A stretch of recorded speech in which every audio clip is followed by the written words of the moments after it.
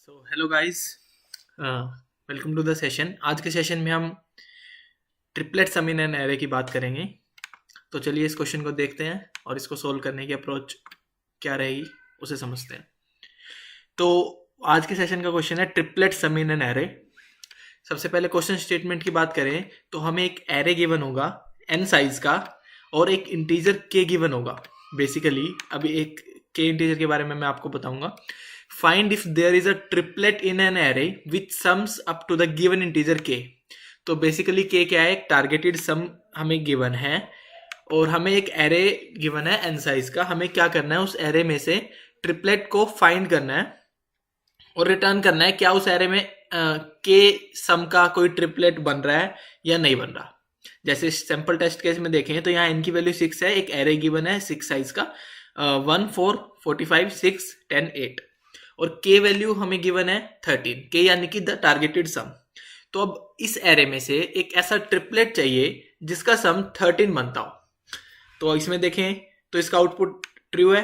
जो ट्रिपलेट बन रहा है वो क्या है, 1 4 और 8। ठीक है, एरे का कुछ गिवन नहीं है कि ये सॉर्टेड है या अनसॉर्टेड है। ये भी जरूरी नहीं है कि कंसेक्यूटिव 3 एलिमेंट्स होने चाहिए। आपको कंप्लीट पूरे एरे में से कोई ऐसे 3 एलिमेंट छांटने हैं जिनका सम के बन रहा हो। ठीक है, क्वेश्चन समझ आ गया।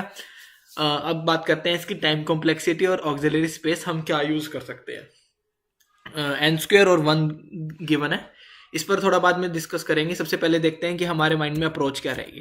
तो जो सबसे पहले हमारे पास नेव अप्रोच रहेगी, हमारे पास क्या रहेगा, जैसे कि हमें एक एरे में से किन्हीं 3 एलिमेंट का सम के बराबर करना है। तो हम क्या सोच सकते हैं कि हमें 3 लूप चलाएं। हम इससे पहले पेयर वाला कर चुके हैं जहां पर हमें मतलब पेयर चाहिए होता है पूरे एरे में से जिसका टारगेटेड सम हमें गिवन हो वो हो जाए।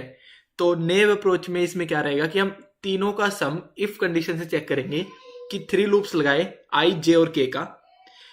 कंप्लीटली एरे को 3 टाइम हम ट्रांसवर्स करेंगे और हम देखेंगे कहीं पे भी ऐसे 3 एलिमेंट आ जाए जिनका सम हमारे गिवन सम के बराबर आ जाए, यानी कि के बराबर आ जाए, तो हम वहां पर ट्रू रिटर्न कर देंगे।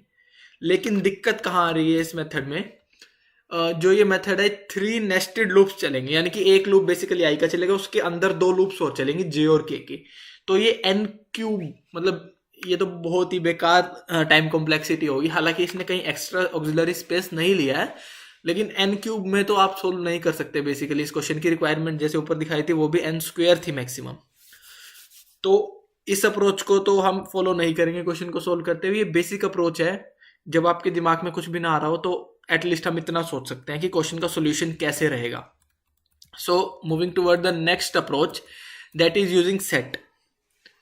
अब हम एन क्यूब की अप्रोच देख चुके हैं, हमें क्या करना है, उसको ऑप्टिमाइज करके एटलीस्ट एन स्क्वायर तक तो लाना ही है ताकि हम अपने क्वेश्चन की कंडीशन को सेटिस्फाई कर सके। तो देखते हैं हम उसको एन क्यूब को एन स्क्वायर कैसे कर सकते हैं। काफी क्वेश्चंस में हमने देखा है कि हम जब सेट यूज करते हैं तो बेसिकली हम कई बार ऑफ एन की कॉम्प्लेक्सिटी को बचा सकते हैं, क्योंकि जो सेट्स हैं सी प्लस प्लस में वो आपको एक फंक्शन देते हैं फाइंड का, जिससे आप ट्रांसवर्स करने के बजाय सीधा उस फंक्शन को लगाकर और आउटपुट में बुलियन पा सकते हो कि क्या वो एलिमेंट उस एरे में है या क्या वो एलिमेंट उस सेट में है। तो देखते हैं इसको कैसे अप्रोच करेंगे हम।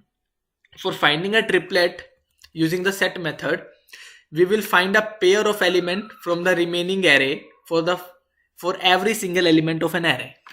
अभी समझ नहीं आ रहा होगा तो एक बारी मैं बताता हूँ, एक बारी रीड कर लेता हूँ। We will loop through array once and for each array of I we will find another 2 element for this triplet। I think ये लाइन ज्यादा क्लियर है, इस लाइन से ज्यादा क्लियर होता है। तो मैं जैम बोर्ड पे इसको समझाता हूँ आपको।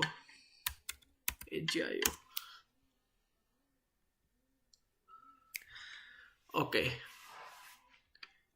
हम अपने उसी एग्जाम्पल पर काम करेंगे। हमारा एग्जाम्पल क्या था, 1 4 45 6 10 8। तो इतना ये ओपन हो रहा है, तो क्या करते हैं यही देख लेते हैं। ये हमारे पास हमारा एरे गिवन था। मैं सेट अप्रोच से क्या बताना चाह रहा हूं कि हम क्या करेंगे, एक बारी फंक्शन में इससे सिंगल ट्रांसवर्स करेंगे हर एक एलिमेंट के लिए। मान के चलिए 1 है पहले एलिमेंट के लिए। अब हम क्या करेंगे, 1 को हम मान लेते हैं कि हमें ट्रिपलेट में से एक हमें मिल गया है हमारा खुद का। अब क्या रह गया, 3 में से हमें 2 एलिमेंट चूज करने रह गए। तो हम क्या करेंगे, बाकी सारे एरे को रिकर्जन से फिर ट्रांसवर्स करेंगे और हम देखेंगे कि क्या बाकी दो एलिमेंट कोई ऐसे हैं जिनका सम 13 दे पा रहा है 1 के साथ मिलकर। तो बेसिकली हमने प्रॉब्लम स्टेटमेंट को ब्रेक डाउन कर दिया है ट्रिपलेट से एक पेयर में। हम हर एक एलिमेंट के साथ का एक पेयर देखेंगे कि क्या इस एलिमेंट के साथ कोई एक ऐसा पेयर है जिससे ये क्लब होके एक ऐसा ट्रिपलेट बन जाए जिसका सम 13 हो, जिसका सम k हो। तो इस अप्रोच से हम इसे सोल्व करते हैं। तो okay, I think I have to open जैमबोर्ड।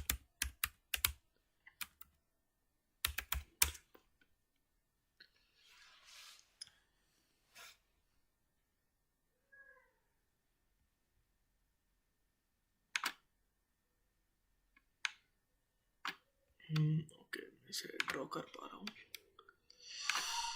So let's have a new screen. Okay, हमारे पास हमारा एरे आ गया 1 4 45 6 10 8 1 4।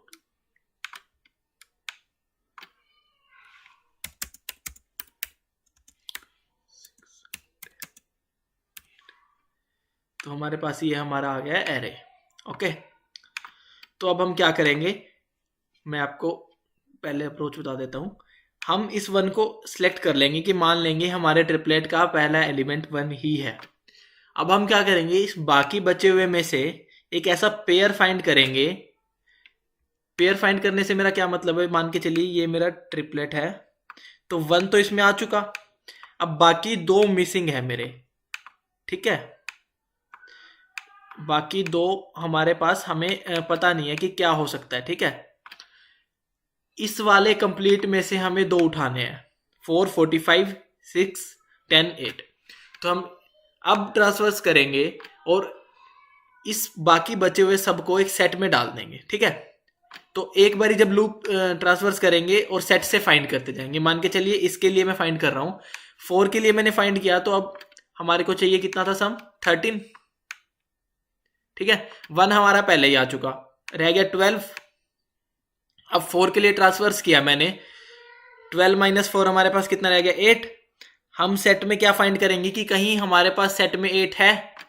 हमें सेट में जैसे ही 8 मिलेगा तो हम रिटर्न कर देंगे ट्रू, यानी कि 1 रिटर्न कर देंगे।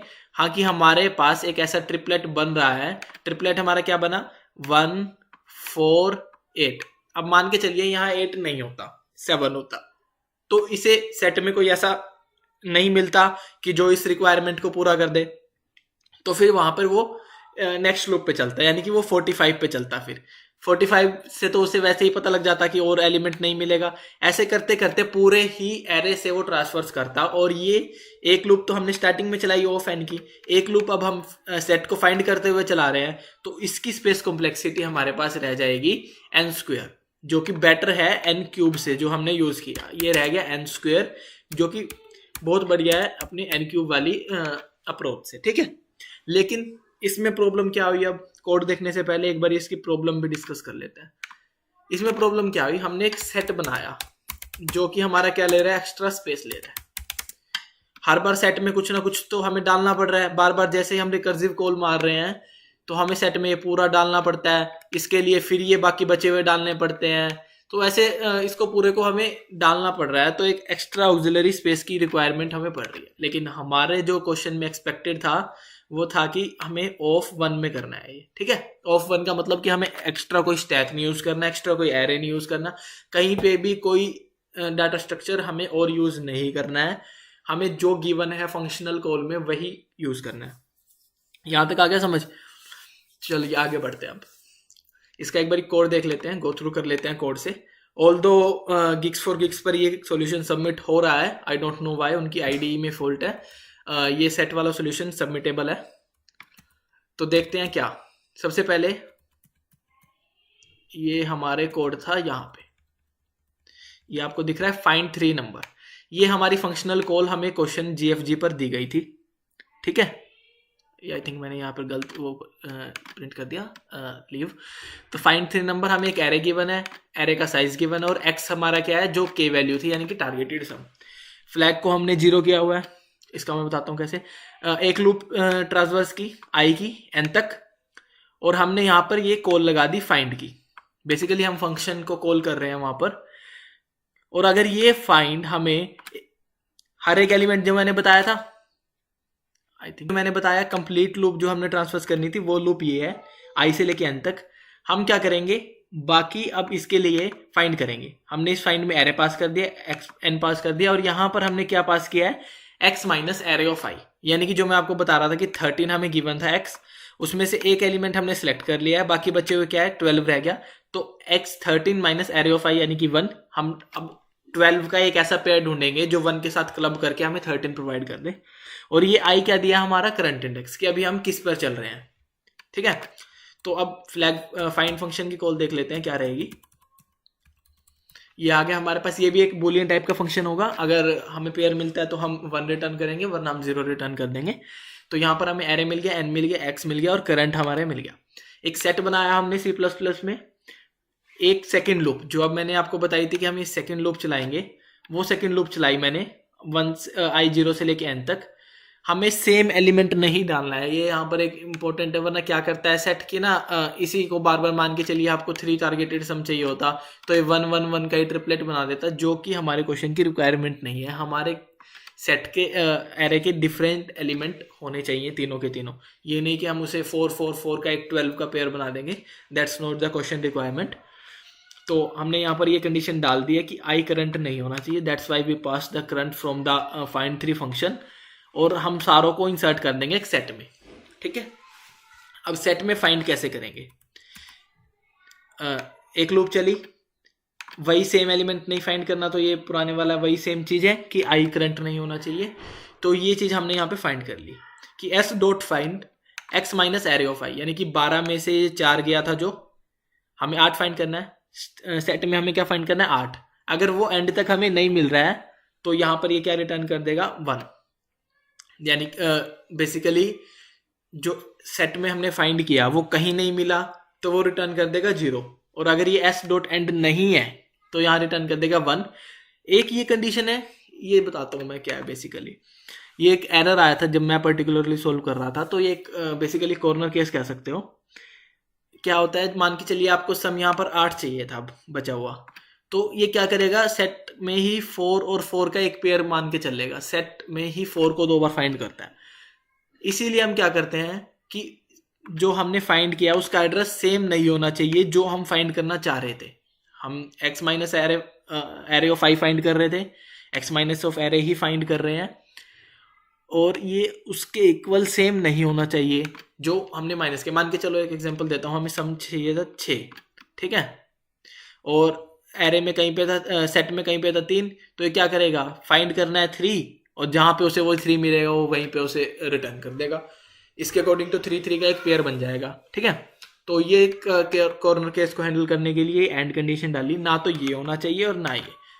तो चेक कर लिया, अगर ऐसा कुछ है यानी कि हमें वो पेयर मिल रहा है तो हम रिटर्न कर देंगे ट्रू, एल्स वरना हम लास्ट में रिटर्न कर देंगे फॉल्स।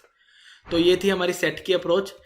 इसका टाइम कॉम्प्लेक्सिटी n स्क्वायर लगा। एक लूप आपकी बेसिकली यहाँ पर चली जब हमने कॉल किया फंक्शन को, एंड देन एक लूप हमने यहाँ पर चेकिंग के लिए चलाई जो सेट में हमें फाइंड करना था।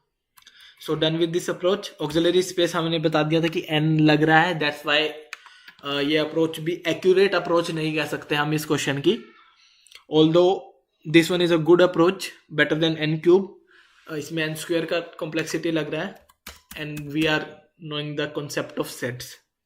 So moving on to the third approach, array से कैसे sort करके हम इसे, मतलब हम अब auxiliary space भी यूज नहीं करेंगे, n square में भी करेंगे। तो देखते हैं इस अप्रोच को ये कैसे है।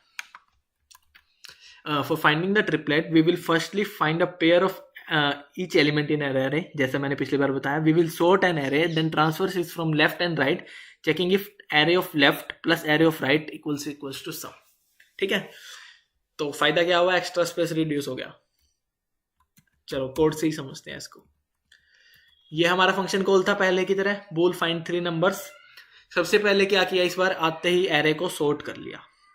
सॉर्ट करने के बाद हमें क्या मिल जाएगा, यहाँ पर 1 1 4 6 8 10 45। ठीक है, तो ये एरे हमें मिल गया यहाँ पर सॉर्ट करने के बाद 1 4 6 8 45। ठीक है, अब हम क्या करेंगे, एक लूप पहले की तरह चलाई 0 से लेके n तक की, i 0 से लेके n-1 तक जाएगा, और यहाँ पर हमने फाइंड फंक्शन को कॉल किया। अब कॉलिंग फंक्शन की पैरामीटर्स यहाँ पर समझने वाले हैं। एरे पास किया है, i+1 पास किया है। i+1 बेसिकली यहाँ पर क्या है, ये देखिए कोड में फाइंड फंक्शन दिखाता हूँ आपको। इंट l, यहाँ पर मैंने इसे लेफ्ट के नाम से l को रिप्रेजेंट किया है। एक हमें यहाँ पर लेफ्ट चाहिए, एक हमें यहाँ पर राइट चाहिए, और टारगेटेड सम चाहिए जो कि नेसेसरी चीज है इस क्वेश्चन के लिए। तो टारगेट लेफ्ट में हम क्या देंगे, i+1, यानी कि हम यहां से शुरुआत कर रहे हैं। I don't know why it's not. Okay, let's make another one. 1 4 6 8 10 45। ठीक है,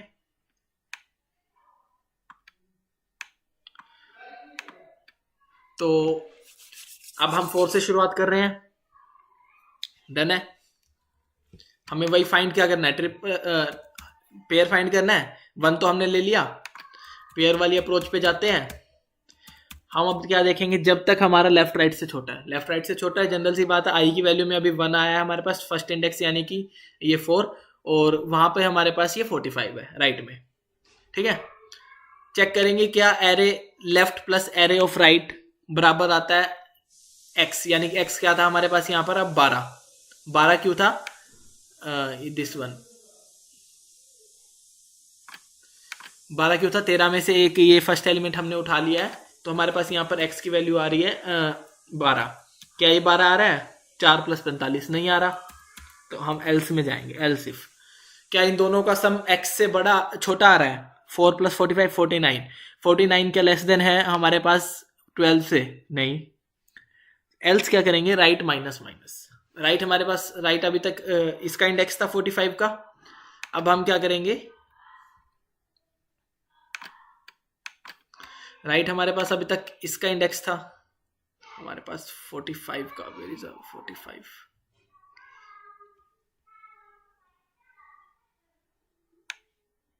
ओके, सो इसका इंडेक्स था, अब इसे राइट माइनस माइनस करके हम यहां ले जाएंगे। तो राइट माइनस माइनस कर दिया, अब फिर हमारा अभी भी लेफ्ट तो ग्रेटर नहीं हुआ है राइट से, एक ही कम हुआ है। फिर चेक करेंगे कि 4 और 10 14 मिलकर ये हमारा बना पा रहे हैं, 12 नहीं बना पा रहे हैं, and again 14 is not less than 12, तो हम एक बार और right minus minus. So basically right minus minus और लेफ्ट प्लस प्लस की अभी तक आपको अप्रोच समझ आ गई होगी हम क्या करना चाह रहे हैं। हमने स्टार्टिंग में ही अपने एरे को सॉर्ट कर लिया, तो जो हमारे ग्रेटर एलिमेंट्स हैं वो हमें राइट की तरफ मिलेंगे, स्मॉलर एलिमेंट है वो हमें लेफ्ट की तरफ मिलेंगे। जहां पर भी हमें ये लगेगा कि सम बहुत ज्यादा आ रहा है या सम हमारे रिक्वायर्ड सम से ज्यादा है, तो हम क्या करेंगे, राइट से उसको कम करते जाएंगे। राइट से कम करने से डेफिनेटली क्या होगा, वो सम अब कम होना शुरू होगा। जैसे कि 4 + 45 49 आ रहा था, अब हमने नेक्स्ट पे शिफ्ट किया तो 14 रह गया। अब ऐसे ही हम आगे शिफ्ट करेंगे तो 4 + 8 12, तो हमें रिक्वायर्ड ट्रू मिल गया, तो हम यहाँ पर रिटर्न कर देंगे ट्रू। तो बेसिकली इस क्वेश्चन की ये अप्रोच थी, by moving left towards the right and right toward the left, हम एक ऐसे सर्टेन पेयर पर आ जाएंगे। अगर हमारे एरे में ऐसा पेयर हुआ तो एक ऐसे पेयर पर डेफिनेटली आ जाएंगे जहां से हम ट्रिपलेट को फाइंड कर सकते हैं। हमारा 1 की वैल्यू हमें गिवन थी, 4 और 8 हमें एक ऐसी मिल गया पेयर, तो हमारा एक ट्रिपलेट कंप्लीट हो गया 1 4 और 8 का, जो हमें रिक्वायर्ड सम 13 प्रोवाइड करता है। इसमें ना हमने कहीं पे एक्स्ट्रा स्पेस का यूज किया, ना n³ वाली अप्रोच लगी इसमें। n² बेसिकली 1 लूप यहाँ लगा, एक लूप यहाँ लगा हमारा जब हमने फंक्शन को कॉल किया, और एक लूप से हमने फिर यहाँ पर इसे वाइल लूप से चेक करा लिया कि क्या इसमें ऐसा कुछ है। और ये कंडीशन बेसिकली आप बहुत क्वेश्चन कर चुके होंगे, ये रहता ही है कि अगर लेफ्ट ग्रेटर देन हो गया कहीं पे भी राइट, यानी कि हमारा एरे कंप्लीट ट्रांसवर्स हो गया है और ऐसा हमें कोई पेयर नहीं मिला है डेफिनेटली, तो हम फॉल्स रिटर्न कर देंगे। जैसे ही वहां से फॉल्स रिटर्न होगा तो इफ में फॉल्स आ जाएगा, और ये यहाँ पर इसे भी फॉल्स रिटर्न कर देगा, यानी कि ऐसा कोई ट्रिपलेट हमें हमारे एरे में नहीं मिला। सो द नेक्स्ट थिंग क्या रह गई कि इसके वेरिएंट क्या रह सकते हैं, क्वेश्चन के वेरिएंट क्या रह सकते हैं। जैसे इस क्वेश्चन में हमने बूलियन यूज किया है कि हमें ट्रिपलेट मिला है या नहीं मिला, उसमें एक क्वेश्चन वेरिएंट क्या हो सकता है कि प्रिंट कराओ जो आपको ट्रिपलेट मिला। तो बेसिकली हम क्या करेंगे, फिर यहाँ पर बूल रिटर्न नहीं करेंगे, यहाँ पर हम क्या रिटर्न करेंगे, array of left, array L और एरे राइट, यानी कि 2 वैल्यू यहाँ से रिटर्न हो जाएंगी। थर्ड वैल्यू हमें यहाँ पे हमारा पता ही है, एरे ऑफ आई, तो हम यहाँ से प्रिंट करा सकते हैं तीनों वैल्यूज।